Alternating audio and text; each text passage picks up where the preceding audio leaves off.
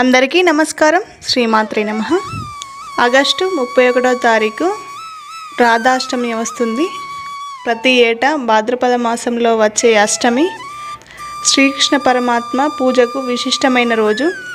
ఈ రోజును పవిత్ర ప్రేమకు చిహ్నంగా భావిస్తూ రాధాకృష్ణులను పూజిస్తారు. ఈ రోజుకు రాధాష్టమి అని పేరు. ఈసారి రాధాష్టమి ఆగస్టు 31వ తారీఖు వస్తుంది. ఆ రోజు జరుపుకోవాలి.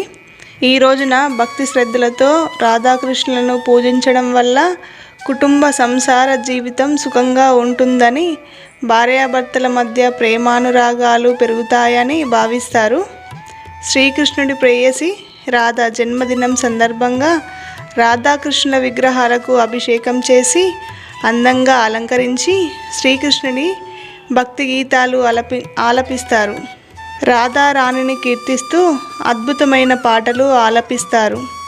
రాధమ్మకు విశేష హారతి ఇచ్చిన తర్వాత పవలింపు సేవ నిర్వహిస్తారు. రాధాష్టమి రోజు శ్రీకృష్ణ జన్మాష్టమి వలె భక్తులు ఉపవాసం పాటిస్తారు. ఈ రోజున రాధారాణికి పూజించడం వల్ల లక్ష్మీదేవి అనుగ్రహం కలుగుతుందని భక్తుల విశ్వాసం. అందరికీ రాధాష్టమి శుభాకాంక్షలు.